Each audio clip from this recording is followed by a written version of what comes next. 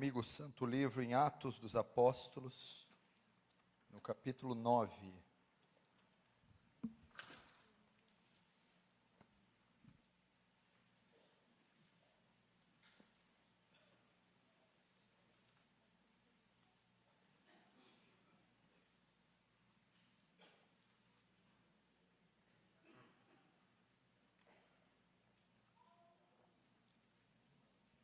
Atos capítulo 9. Bom, quem me conhece sabe que eu transpiro muito quando eu prego. E hoje eu esqueci minha toalha ungida. Se alguém tiver alguma para me emprestar aí, desde que não tenha usado ela no nariz, ou um lenço, alguma coisa assim, ou um diácono, ou obreiro, puder, porque eu sei que daqui 10 minutos águas vivas fluirão. Quando o pastor começa assim, no começo, fazendo piadinha, é porque lá vem. Prepara. Vamos ver se você termina rindo. Atos, capítulo 9. Obrigado, servo. Vamos lá. Atos, capítulo 9, verso 1, diz assim: Saulo, respirando ainda ameaças e morte contra os discípulos do Senhor, dirigiu-se ao sumo sacerdote e lhe pediu cartas para as sinagogas de Damasco, a fim de que, caso achasse alguns que eram do caminho, assim homens como mulheres, os levassem presos para Jerusalém. Seguindo ele estrada fora, ao aproximar-se de Damasco, subitamente uma luz do céu brilhou ao seu redor, e caindo por terra ouviu uma voz que lhe dizia: Saulo, Saulo, por que me persegues? Ele perguntou: quem és tu, Senhor? E a resposta foi: eu sou Jesus a quem tu persegues. Mas levanta-te e entra na cidade, onde te dirão o que convém fazer. Os seus companheiros de viagem pararam emudecidos, ouvindo a voz, não vendo contudo ninguém. Então se levantou Saulo da terra, e abrindo os olhos nada podia ver, e guiando-o pela mão levaram para Damasco. Esteve 3 dias sem ver, durante os quais nada comeu nem bebeu. Vamos fechar os olhos e orar só mais uma vez.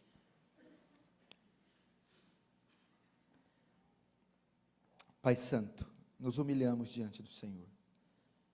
Reconhecemos a nossa pequenez e a nossa insignificância.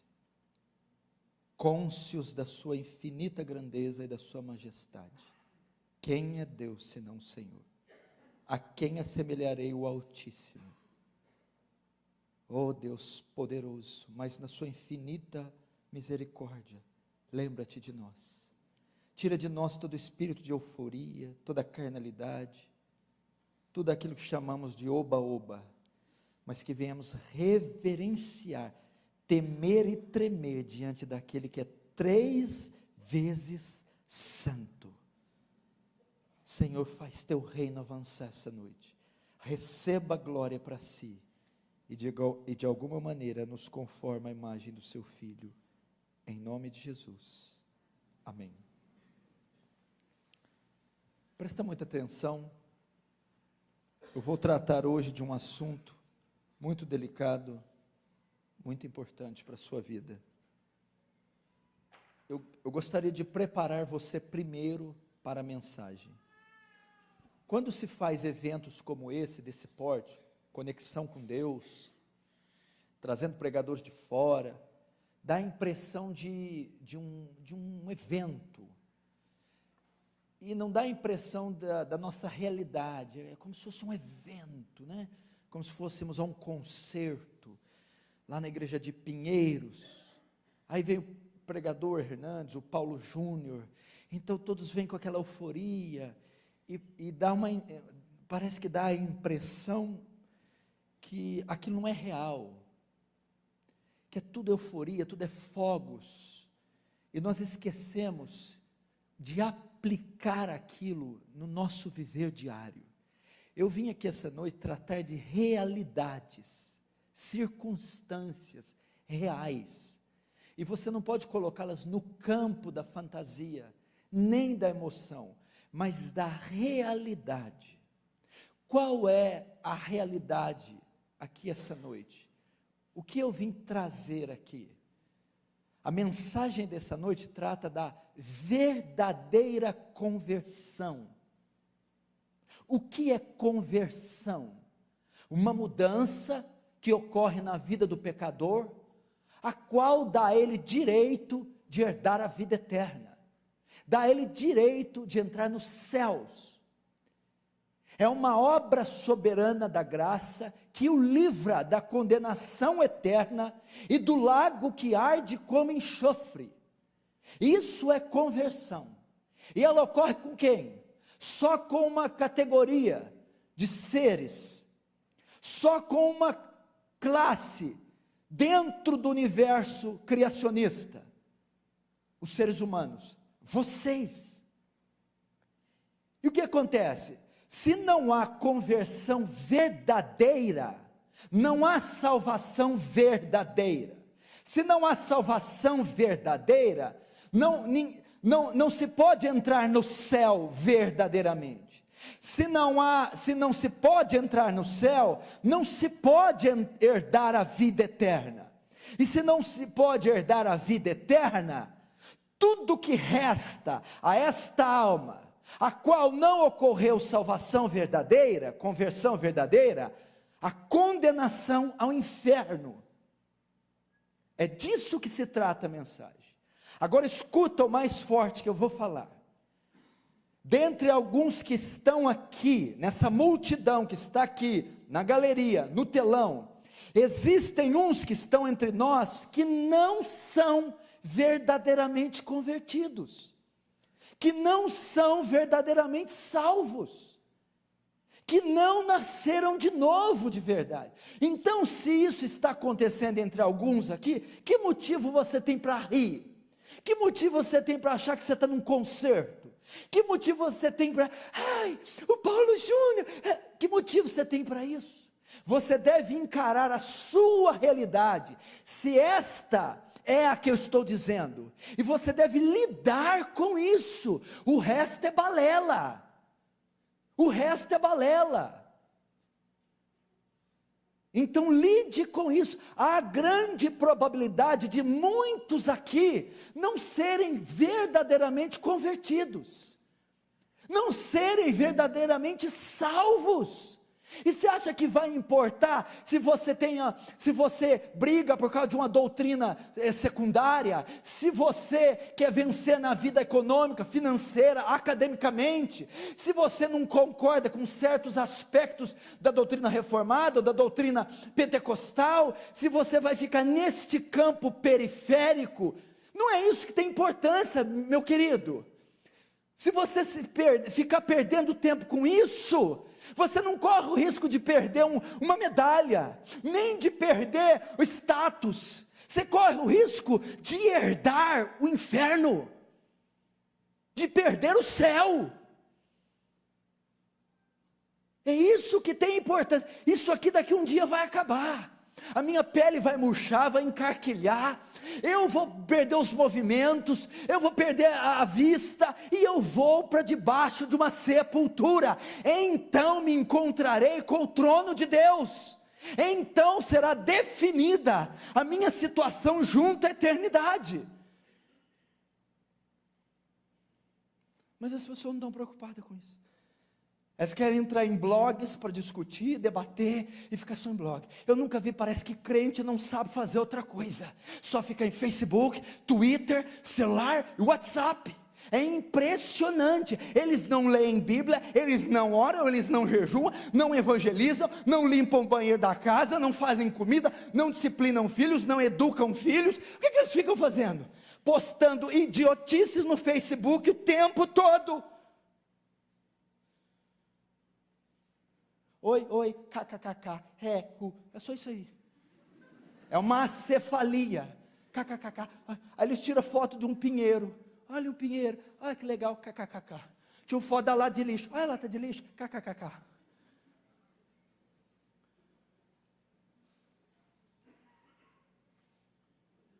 E milhões indo para o inferno, de olhos vendados.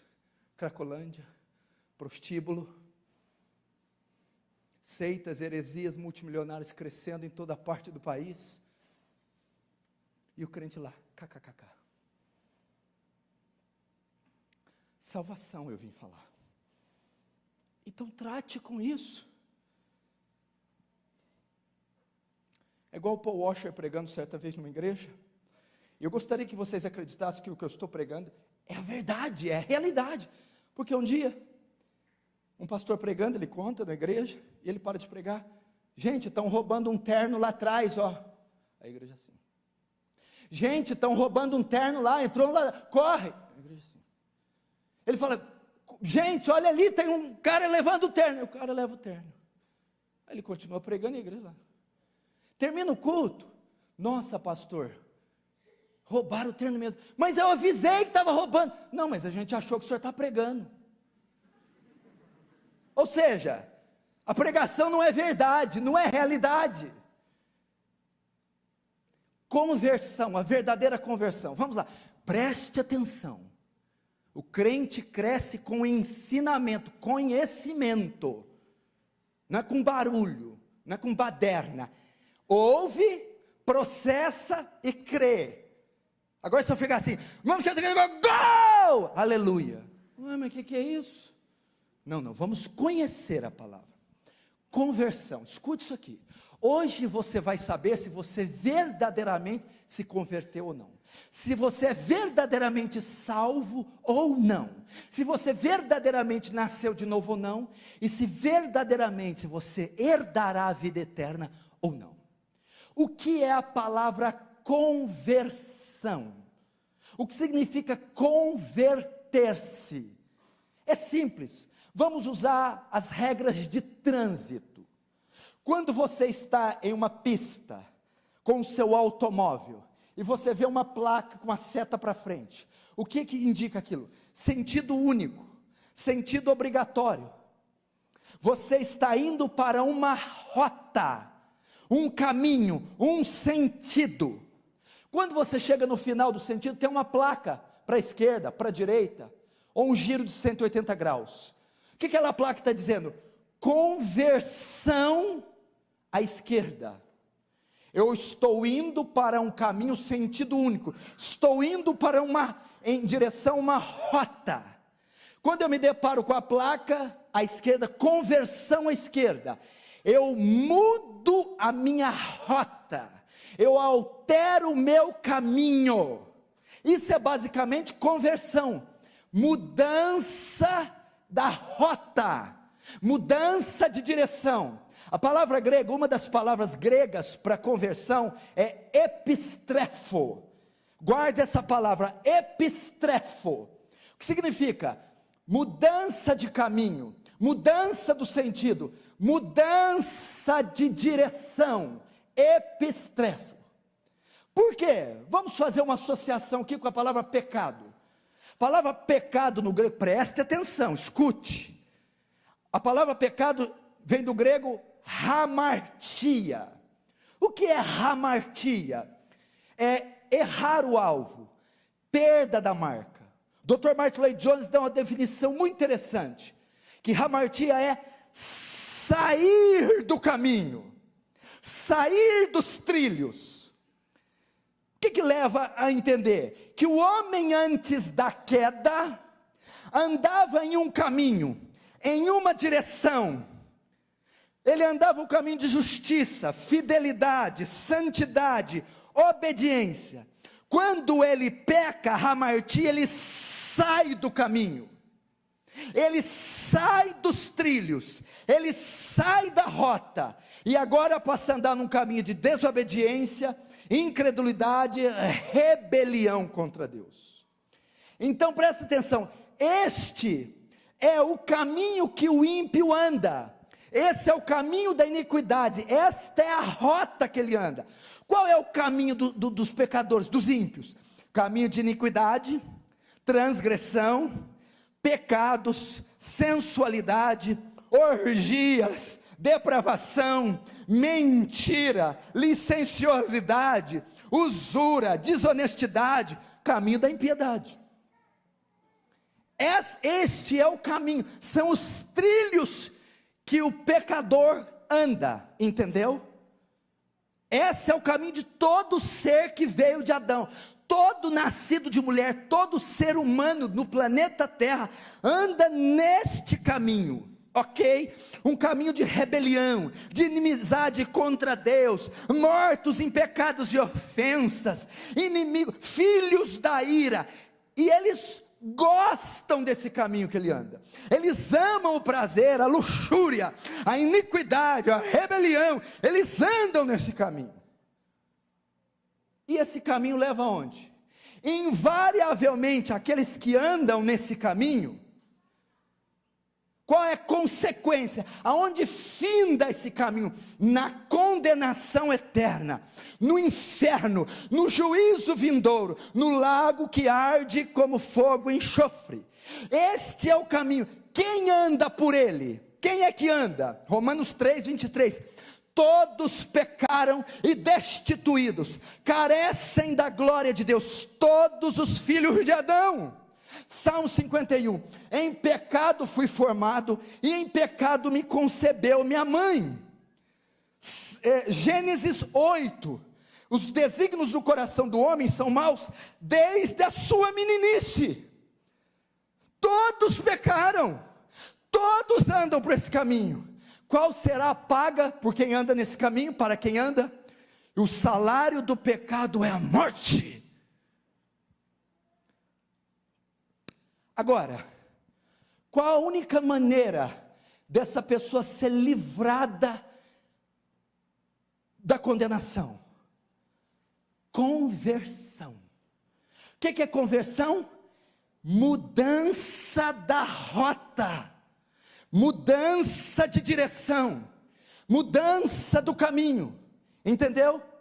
Então a pessoa que anda no caminho da iniquidade, da maldade que levará ao inferno, para ser salva ela tem que se converter, mudar a rota, mudar de caminho, e agora andar num caminho de justiça, equidade, obediência, fidelidade.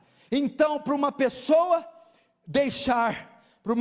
ir para o céu, deixar o inferno, tem que ocorrer epistrefo, mudança de direção, mudança da rota. Uma vez que hamartia é caminho de iniquidade, epistrefo, caminho de justiça, ok? Então você, para ir para o céu, deve mudar a sua rota, se converter dos seus pecados, se converter dos seus maus caminhos, se converter da rebelião contra Deus, agora para a justiça de Deus, ok? Mudança do caminho, vamos lá. Epistrefo, conversão, é uma obra da graça, que muda a minha rota, mas existe uma outra obra da graça, que precede epistrefo, que antecede epistrefo, ela se chama metanoia. Não acontece epistrefo, sem que antes aconteça metanoia. O que é metanoia? Uma vez que epistrefo é mudança de hábito, caminhos, postura, posição, metanoia é mudança de coração, mudança de mente. A palavra metanoia, arrependimento, quer dizer, mudança de pensamento. Então ninguém muda o caminho, sem primeiro mudar a mente, mudar o coração. De maneira que epistrefo é uma obra exterior, e metanoia é uma obra interior. O que é metanoia na prática? Arrependimento. O que é o arrependimento na prática? A ideia do grego é mudança de coração, de pensamento, mudança de coração, mudança de pensamento. A ideia é essa aqui, ó. Mudança de conceito, mudança de pensamento, mudança filosófica. O que é metanoia? Eu tinha um conceito acerca do mundo, agora eu tenho outro. Eu tinha um conceito acerca do pecado, agora eu tenho outro. Eu tinha um conceito acerca dos prazeres, eu tinha um conceito acerca da religião, eu tinha uma cosmovisão diferente. Agora, quando houve metanoia, meu conceito sobre o pecado mudou, meu conceito sobre sociedade mudou, meu conceito sobre religião mudou. Tudo que eu acreditava ser verdade, agora eu percebi que é erro. Tudo que eu acreditava ser bom, agora eu vejo que é mal. Metanoia, mudança de conceito, mudança de paradigma. Quantos estão entendendo? Diz amém. Metanoia, mudança de conceito, arrependimento.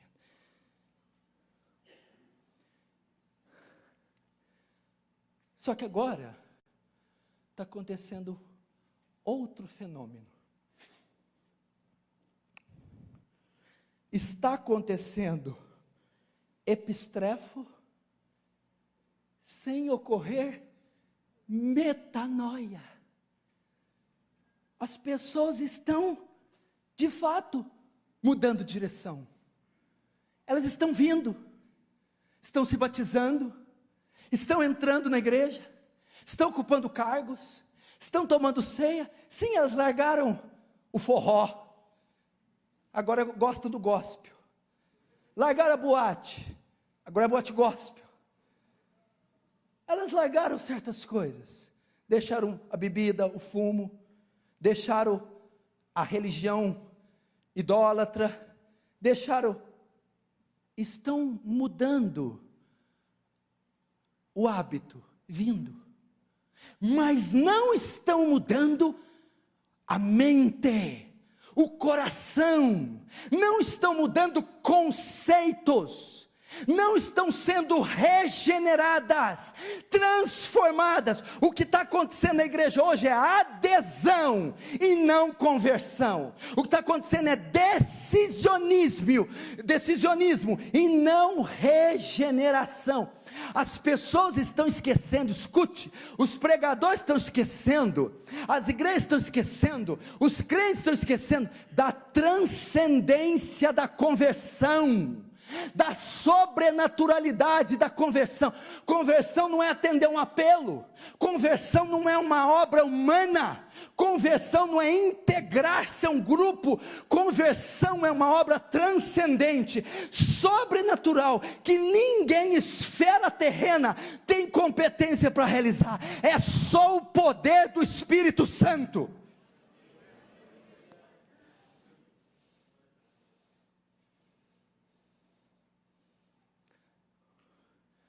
Talvez você veio para Cristo, você se decidiu, é fruto de decisionismo. Talvez você veio para a igreja em forma de adesão, se aderiu ao movimento. De fato, você mudou a rota, mudou hábitos, se integrou à igreja visível, sem que houvesse metanoia. João Batista diz em Mateus 3,8, quer entrar no reino dos céus? Produzir frutos dignos, frutos que demonstrem metanoia, arrependimento. Paulo em 2 Coríntios 5,17 diz, aquele que está em Cristo, que ocorreu epistrefo, aquele que se converteu, nova criatura é. Não desceu águas, não mudou cabelo, sai a roupa, não professou uma confissão de fé. Não, nova criatura, nova natureza, nova mente, novo coração, poder sobre-humano que rasgou aquele pecador, matou ele, o refez, uma nova criatura, a imagem de Cristo. Agora, qual é a causa desse fenômeno, pastor Ival? Por que está acontecendo? Epistrefo sem metanoia. Por causa da isca que estão usando. Se elas estão sendo atraídas por alguma coisa. Escute, presta atenção. A isca. A mensagem para captar essas almas. O atrativo. A exposição. Qual é? Pecador, indecente, blasfemo, inimigo de Deus, derrotado, demoniado. Aí vem a isca. Ei, que? Vem para a igreja. Para quê? Está pobre? Vai ser rico. Vem para a igreja por quê? Está encalhada? Vem passar no Vale do Sal. Aí que fica encalhada naquelas praias salinas, né? Está indo. Está com tumor? Vem e seja curado. Prospere. A campanha. O chamariz o pecador. Ele vem. O que precisa fazer? Batiza, bota saia, fala um pouco enrolado e bota dinheiro naquele negócio ali. Epistrefo. Vocês estão entendendo? A isca, a mensagem para atrair pecadores é autoajuda, triunfalismo, psicologia, campanhas milagreiras, curandeiras, esse tipo de mensagem de isca, as pessoas estão aderindo, estão se decidindo, por conta da Your Best Life Now, a sua melhor vida agora, felicidade, riqueza, curas instantâneas, milagres, quebras de maldição, batalhas espirituais, campanhas das mais estapafúrdias possíveis, tem atraído pecadores e feito eles mudarem a rota, mas não mudaram o coração. E sabe, quando acontece epistrefo, é um giro de 180 graus, da iniquidade para a justiça. Quando acontece epistrefos, sem metanoia, o giro não é de 180, é de 360. Você está indo para o mesmo caminho que estava. Agora, o que produz metanoia? Repentance, arrependimento. O que produz isso? A única coisa que tem capacidade de transformar um pecador, de produzir metanoia, a regeneração, é a exposição fiel do Evangelho, é a exposição fiel das Escrituras. Romanos 10:17, de sorte que a fé, qual fé? A fé de Efésios 2, pela graça sois salvos por meio da fé, isso não vem de vós, é dom de Deus, não vem de obras para que ninguém se glorie, esta fé salvadora, segundo Romanos 10, de sorte que a fé vem pelo ouvir, e ouvir da palavra, a exposição cristocêntrica, teocêntrica, o Evangelho vivo, produz fé. Segundo, fé e arrependimento. Arrependimento, fé. É o ordo salutis, a ordem da salvação. O arrependimento, o que produz? Pedro, quando prega o seu primeiro sermão em Atos capítulo 2, ele discursa um sermão cristocêntrico, dezenas de versículos. No final, a Bíblia diz que aquela multidão, e compungiram o coração, e disseram, o que faremos? E Pedro diz, arrependei-vos, e cada um de vós seja batizado, para que venham os tempos de refrigério, e receba o dom do Espírito. O que trouxe metanoia para aqueles 3.000 homens? A pregação cristocêntrica de Pedro.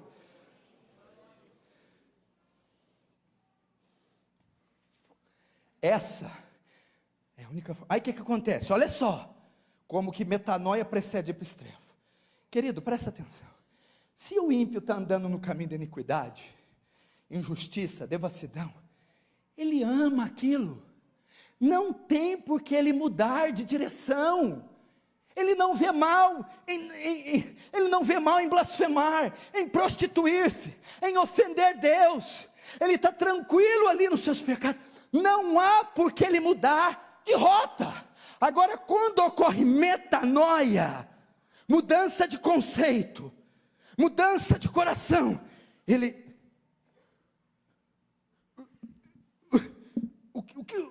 O que você está fazendo? que é isso? Para onde estou indo? Os olhos se abrem, e então ele diz, eu não posso continuar aqui, então, muda a rota. Epistrefo. Entendeu? É assim que uma alma se salva. É assim que alguém se converte. Agora, se você está aqui e não foi atraído para Cristo pela mensagem do Evangelho, se Deus vai te curar ou não, eu não vou perder meu sono. Se Ele vai te dar um carro novo ou não, vai continuar no metrô, eu não vou perder meu sono. Se vai ser promovido, se vai casar com a gaúcha de olho azul, não é meu problema, eu não vou perder meu sono. O que vai tirar meu sono é aonde você vai passar a sua eternidade, ou no céu, ou no inferno. Agora deixa eu perguntar, se não foi essa mensagem que te atraiu, o que te atraiu? Batismo com o Espírito Santo, com evidência de falar em língua, dons, profecia, unções, curas. A cura atrai a gente para a igreja, mas não converte ninguém. Se isso aconteceu, ok, de fato aconteceu epistrefo, ou um suposto epistrefo, mas não ocorreu metanoia. Não se engane. Como eu sei que aconteceu metanoia comigo? Primeiro, eu ouvi, querido, não tem conversa, a mensagem do Evangelho é uma mensagem específica, é clara na Bíblia, Evangelion, a boa notícia de um Deus justo, que salva pecadores injustos, mediante a encarnação, a morte, ressurreição e ascensão do seu Filho unigênito.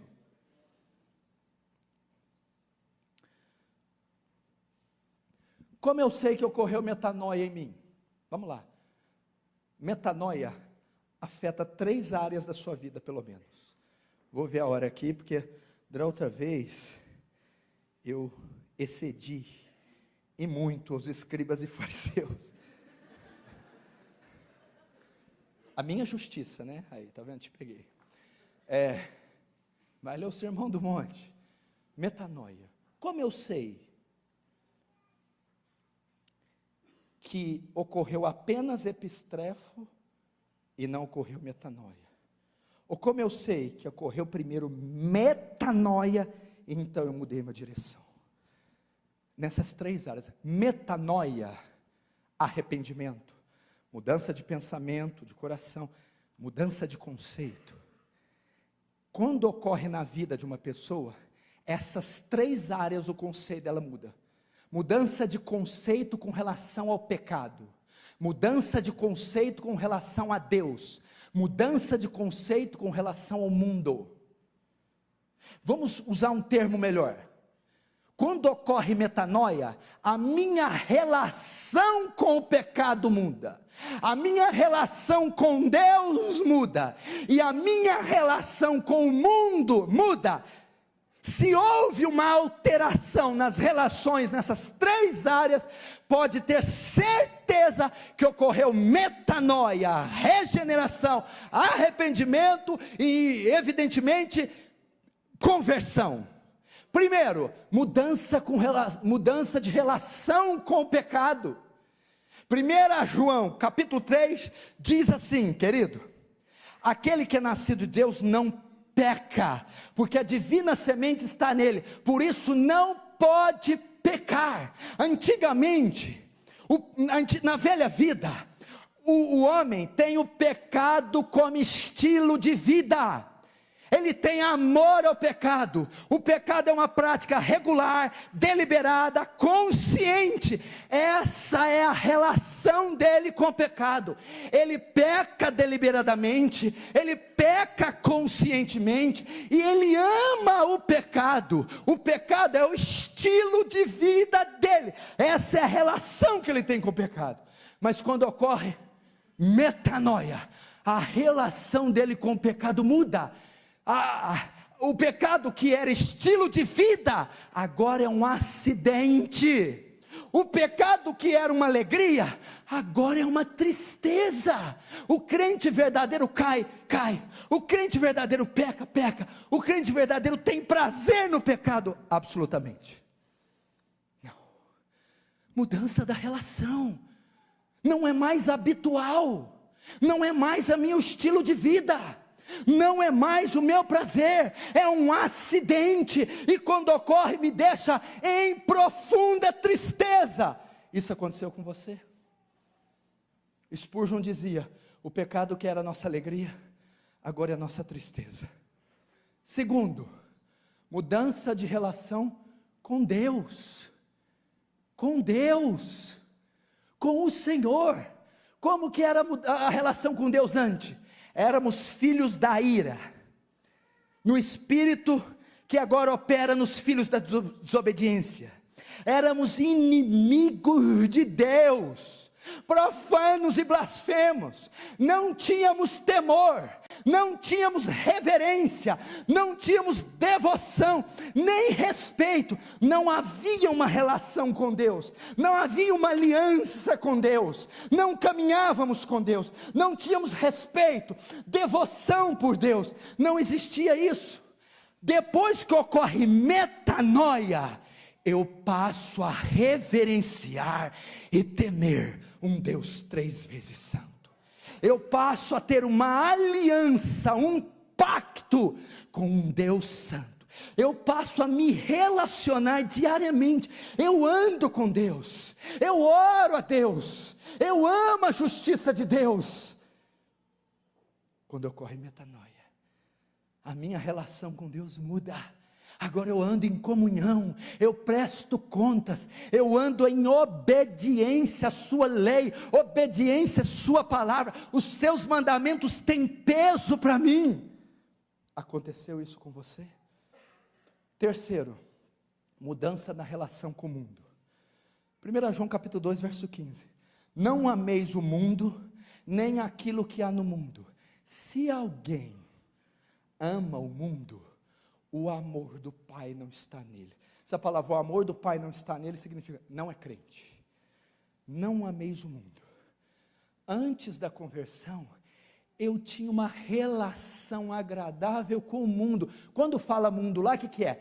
É a ideologia desse mundo, é o sistema, é a ética desse mundo, a luxúria, a sexualidade, a maneira de se comportar na sociedade, era o nosso atrativo, o nosso prazer. Nós nos submetimos à ideologia do mundo, ao prazer do mundo, às tendências do mundo. Essa é a nossa relação. Quando a metanoia, a minha relação com o mundo, é alterada. Minhas amizades mudam, meu vocabulário muda, os lugares que eu frequento mudam, minha vestimenta muda, minhas percepções quanto a mundo mudam. Sabe o que quer dizer no grego a palavra? Não ameis o mundo nem o que há no mundo. Amar, acolher com alegria. Acolher as tendências do mundo, a moda, tudo que é mundano, ímpio, eu acolho. Aconteceu isso com você? São os 3 testes que você pode fazer. Desde que você veio a Cristo, sua relação com o pecado mudou? Desde que você veio a Cristo, sua relação com Deus mudou? Desde que você veio a Cristo, sua relação com o mundo mudou? Transformou-se, mudou-se completamente. Isso é regeneração. Seus conceitos quanto a esse mundo cambiaram, mudaram. Seus conceitos quanto à prática do pecado mudaram. Seus conceitos quanto à sua relação com Deus mudaram. Foi produzida uma mudança interior poderosa pelo Espírito Santo, transcendental. Não, eu não tenho certeza. Sim, ocorreu. Talvez não, talvez eu tenha certeza. Não ocorreu. O que é necessário para ocorrer? Metanoia. Você está aqui, hamartia, saiu do caminho de justiça para andar no caminho de iniquidade, de infidelidade, de rebelião. Invariavelmente esse caminho leva para o inferno. O que é necessário acontecer para ocorrer epistrefo? Andar num caminho de justiça, de verdade, que levará ao céu. Metanoia. Primeiro eu mudo o conceito interior, depois eu mudo a direção. Só tem um fator, só uma mensagem, só uma isca que produz metanoia. O santíssimo evangelho da graça e da glória do Senhor. É o evangelho, irmão. Talvez você não conheça o evangelho. Talvez você conheça papagaiada sobre o evangelho. Se você está aqui essa noite, irmão, o seu coração está queimando enquanto eu prego, se o Espírito Santo já está incomodando, falando, abrindo sua mente, abrindo o seu coração, e você quer algo para se refugiar, quer algo para se apegar, quer encontrar um porto seguro, pois eu vou te dizer quem é e o que é esse porto seguro. Esse porto seguro se chama Jesus. Jesus. Jesus. Jesus. O evangelho consiste nessa mensagem, presta atenção. Todos pecaram e destituídos da glória de Deus estão. Sabe o que significa? Éramos ou somos ainda alguns filhos da ira. Deus abomina o pecado. Quantos pecados você acha que bastou Adão cometer para Deus bani-lo do céu? Do paraíso, um único pecado. Um só pecado. Tu é tão puro de olhos, Abacuque 1,13, que não pode contemplar o mal. A justiça de Deus, que é a excelência moral, ordena que Ele puna todos os pecadores. Então Ele tem que punir você 1 milhão de vezes pelo seu pecado.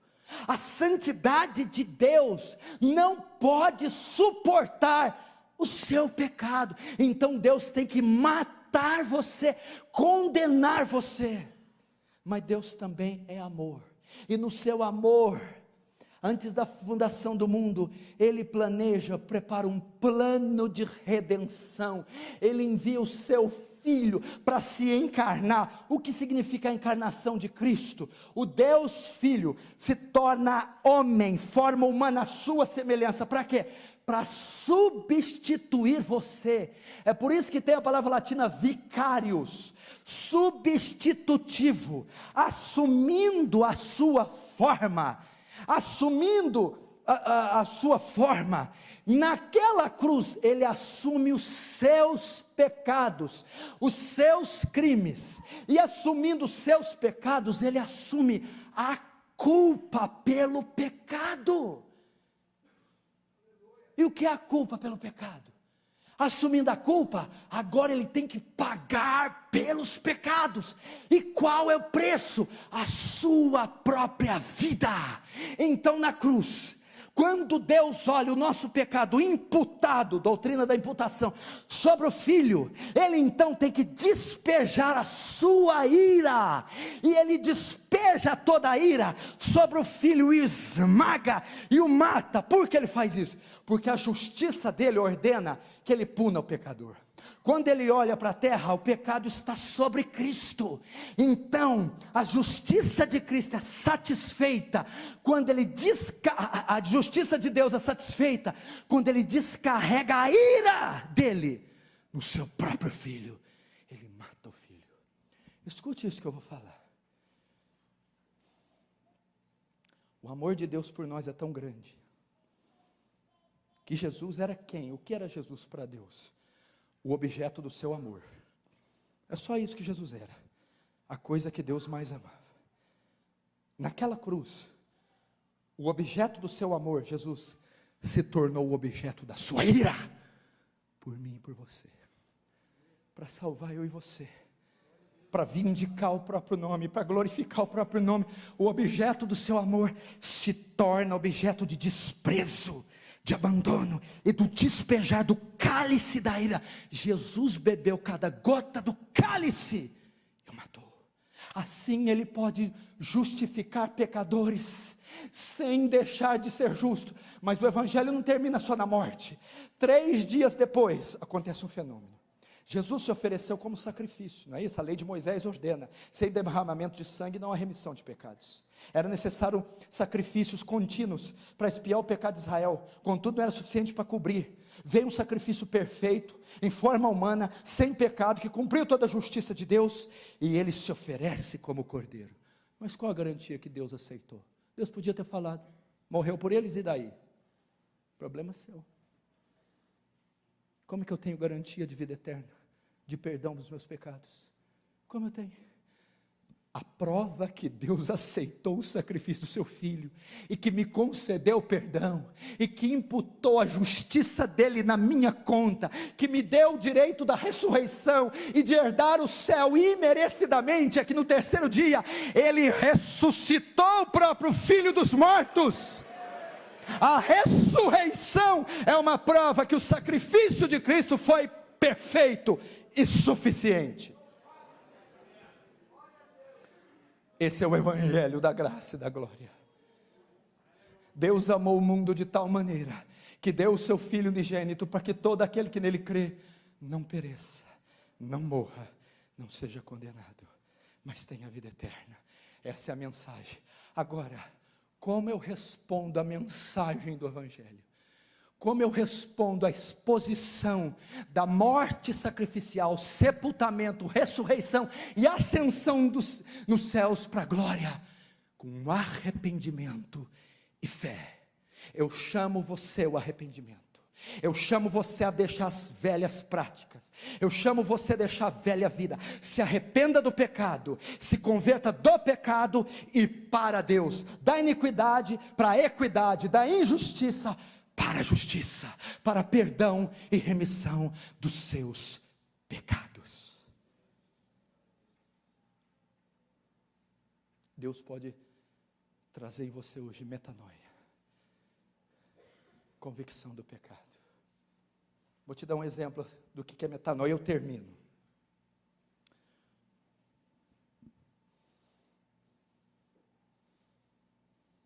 Imagina que você solta 3 porcos aqui, 3 porcos, nessa igreja. Só em um lugar deles vai ter 3 latas de lixo, de lavagem, comida apodrecida. Aqui, 3 latas, 3 porcos. Se soltar os porcos, para onde eles vão? Primeiro lugar, para a lavagem. E vão comer. Vão comer, não é isso? Suponhamos, você acharia alguma coisa demais porcos comer lavagem? Tem alguma coisa demais? Não. Não é normal, não é oriundo do porco comer lavagem, sim ou não? Suponhamos que os porcos, quando estão comendo lavagem, se transformam em homens. Começa. É normal o porco comer lavagem, ninguém estranha, o porco adora. No momento que eles estão começando a se transformar em homem. Que isso? Eles vão vomitar aquilo. Eu acabei de descrever metanoia. Os porcos são os pecadores. A lavagem é o pecado. Enquanto ele está comendo, está achando bom e não vê nada naquilo, ele continua porco, ímpio. Mas no momento que ele se dá conta e que aquilo é lixo, iniquidade, vomita aquilo, houve metanoia. Ele nasceu de novo. Como eu sei que isso vai acontecer, está acontecendo, ocorreu aqui hoje. Se o mundo, o pecado, o relacionamento com Deus, causar em você o mesmo que nos porcos transformados em homens. Você olhar para você, suas roupas, seu pensamento, o CPU do seu computador, os contatos, o coração, e dizer: não, eu não posso continuar assim. Metanoia. Vamos fechar os olhos e curvar nossa cabeça. Fale com Deus agora. Lembrando que você não está lidando com uma coisa secundária. mas com o bem maior que você possui, sua alma. 2 Coríntios 13:5, examine-se a si mesmo para saber se está na fé. Faz um autoexame.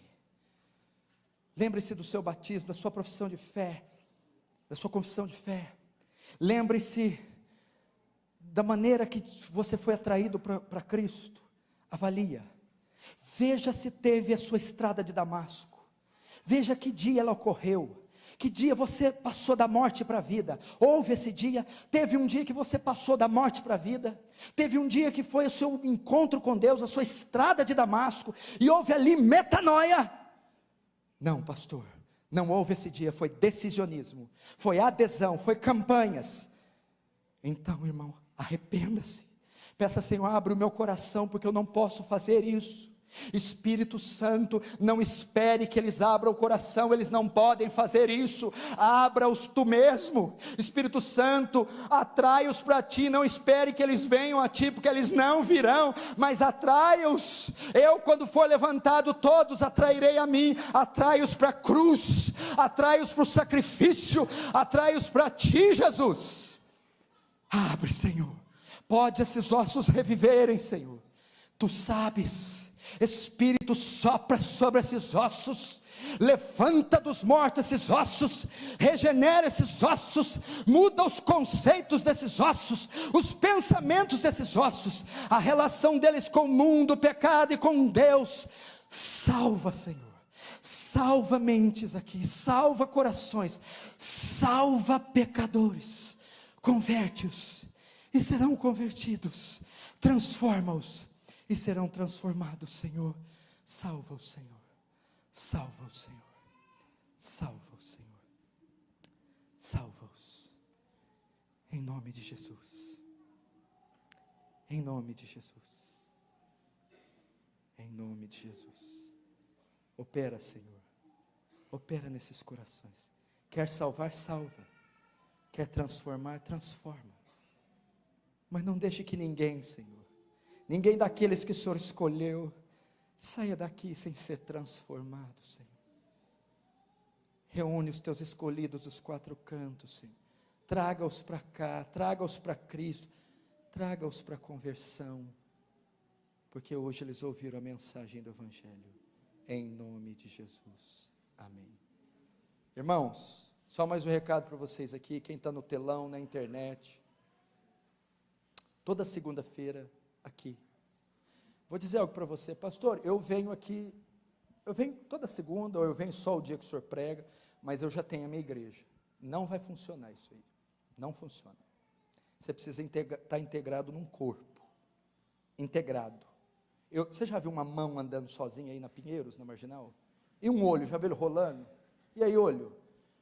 Já viu um joelho desavisado? É impossível um membro viver fora do corpo. Eu já tenho meu corpo, então o que você está fazendo aqui, mão? Volta para o teu corpo. Não, eu sou uma mão de outro corpo que gosta de ficar de vez em quando nesse. Então você é um parasita, você é um hermafrodita. Dá certo isso? Homem com 3 braços?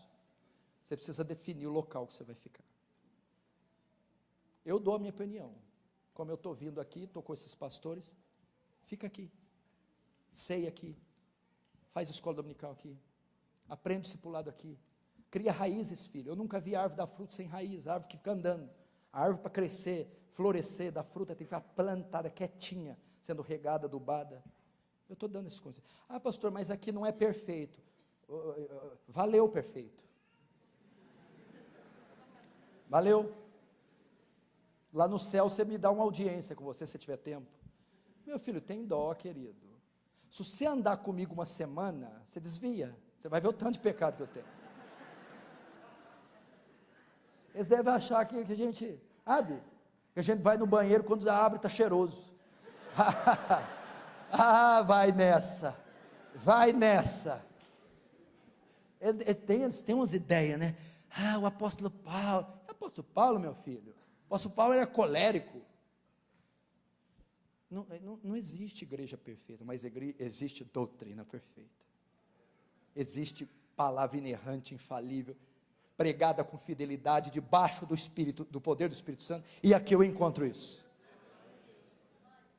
Então, fixe num corpo e ali cresça.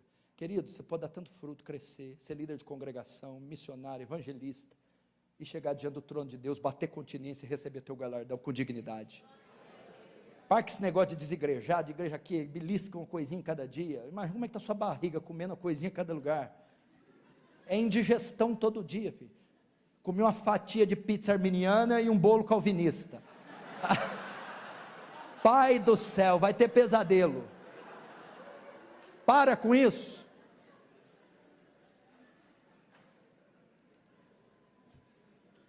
Não dá certo. Outra coisa, contribua. Meu irmão, o negócio aqui em São Paulo é pesado.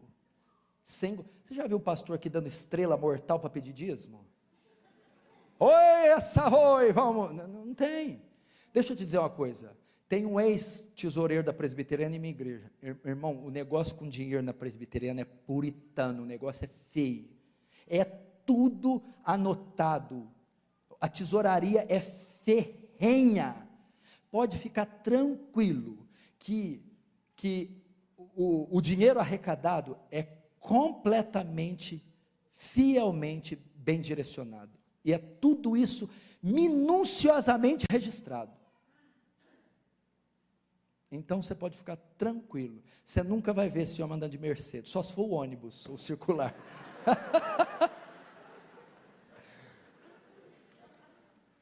Marca aí na 3ª semana de abril, estarei de novo.